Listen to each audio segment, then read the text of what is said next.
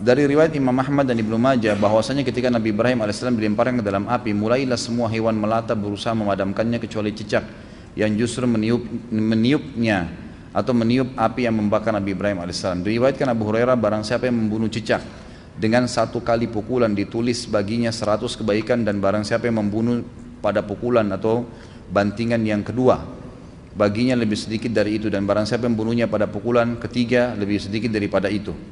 Saya masih belum memahami hikmah perintah membunuh cicak. Bukankah cicak tidak membahayakan dan mengurangi populasi nyamuk? Bagaimana jika kita sudah mulai sholat berjamaah di masjid, ternyata baru menyadari ada kotoran cicak di dekat tempat sujud, sahkah sholatnya? Ini malam ini kemana-mana pertanyaannya nih. Ini masalah sumpah ya. Ini tanya masalah rumah tangga, tanya masalah sholat. Baiklah, malam terakhir.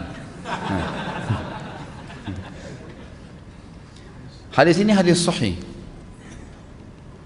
Sama halnya kita bertanya, kenapa Allah ciptakan babi? Kalau tidak boleh dimakan, tidak usah diciptakan sekalian. Itu akal-akalan kita manusia. Kenapa sholat asar 4 rakaat? Kenapa enggak duhur juga 4 rakaat sama-sama siang? Kenapa enggak satu saja Allah kasih? Daripada jam 12 sama jam 4, lebih baik jam 2 siang sekalian 4 rakaat. Loh, Allah maunya begitu. Gimana caranya kita sebagai makhluk memprotes Allah? Nggak bisa. Iman itu artinya meyakini dan mengikuti semua apa yang diperintahkan oleh Tuhan Allah SWT. Itu memang iman. Kalau masalah hikmah bisa ada atau tidak ada, tanpa ada pun tetap kita menerima hukum Allah Subhanahu Wa Taala. Nanti hikmah-hikmahnya datang setelah itu, gitu kan? Allah Subhanahu Wa Taala memang menciptakan cicak, memang dia makhluk yang diciptakan dan dia butuh makanan. Walaupun dia disuruh bunuh, dia butuh makanan. Ada beberapa hewan yang kita disuruh bunuh kan?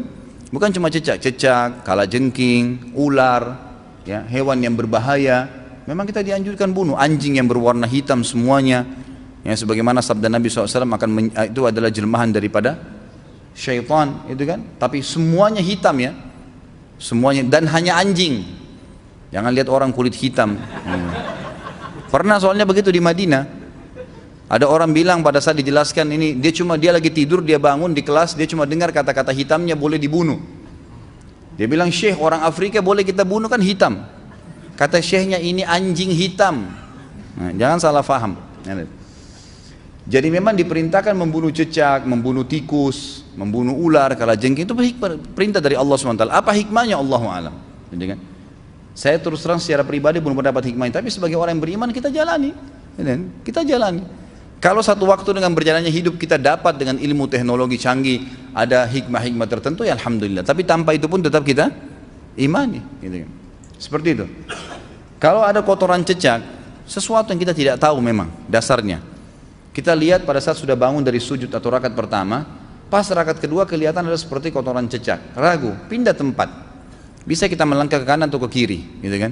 Itu bisa pindah. Itu satu jalan solusi yang disampaikan oleh para ulama fikih. Jadi kita bisa pindah. Dan masalah sebelumnya kita kalau tidak tahu sempat tersentuh itu tidak ada hubungannya. Itu berhubungan dengan masalah orang tidak tahu. Sah saja sholatnya.